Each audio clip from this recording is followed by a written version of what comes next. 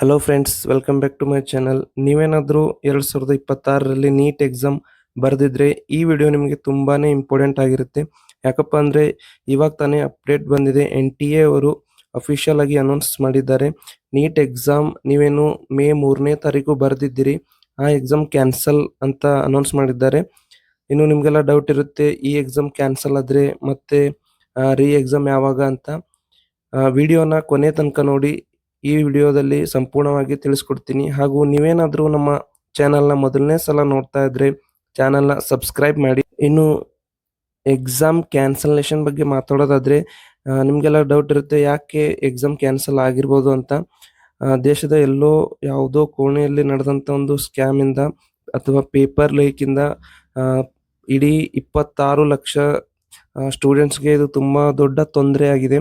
ಯಾಕಪ್ಪ ಅಂದರೆ ಎಲ್ಲೋ ಆದಂಥ ಒಂದು ಸ್ಕ್ಯಾಮ್ನಿಂದ ಮತ್ತೊಂದು ಸಲ ಎಲ್ಲರೂ ಎಕ್ಸಾಮ್ ಬರೆಯೋ ಹಾಗೆ ಆಗಿದೆ. ಎಷ್ಟೋ ಸ್ಟೂಡೆಂಟ್ಸ್ಗಳು ಚೆನ್ನಾಗಿ ಎಕ್ಸಾಮ್ ಬರೆದಿರ್ತಾರೆ, ಅವರಿಗೆ ಮತ್ತೊಂದು ಸಲ ಎಕ್ಸಾಮ್ ಬರಿ ಅಂದರೆ ತುಂಬ ಕಷ್ಟ ಆಗುತ್ತೆ. ಹಾಗೂ ಒಂದು ಪ್ಲಸ್ ಪಾಯಿಂಟ್ ಏನಪ್ಪ ಅಂದರೆ, ತುಂಬ ಸ್ಟೂಡೆಂಟ್ಸ್ಗೆ ಎಕ್ಸಾಮ್ ಚೆನ್ನಾಗಿ ಆಗಿರೋದಿಲ್ಲ.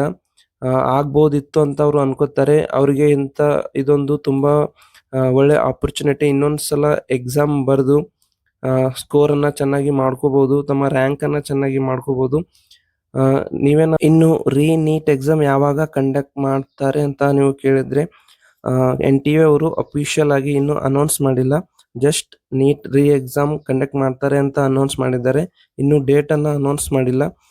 ಅವರು ತಮ್ಮ ಅಫಿಷಿಯಲ್ ವೆಬ್ಸೈಟ್ನಲ್ಲಿ ಡೇಟನ್ನು ಅನೌನ್ಸ್ ಮಾಡ್ತಾರೆ ಅಂತ ಹೇಳ್ಕೊಂಡಿದ್ದಾರೆ. ಇನ್ನು ನೀಟ್ ಎಕ್ಸಾಮ್ ಡೇಟ್ ಬಗ್ಗೆ ನೀವೇನು ತಲೆ ಕೆಡಿಸ್ಕೋಬೇಡಿ, ಇನ್ನು 2 ದಿನದಲ್ಲಿ ಎಕ್ಸಾಮ್ ಡೇಟ್ ಅನೌನ್ಸ್ ಮಾಡ್ತಾರೆ. ನಿಮ್ಗೇನಾದರೂ ನೀಟ್ ಹಾಗೂ KCT time to time update ಬೇಕಂದ್ರೆ ನಮ್ಮ ಚಾನಲ್ನ ಸಬ್ಸ್ಕ್ರೈಬ್ ಮಾಡಿ.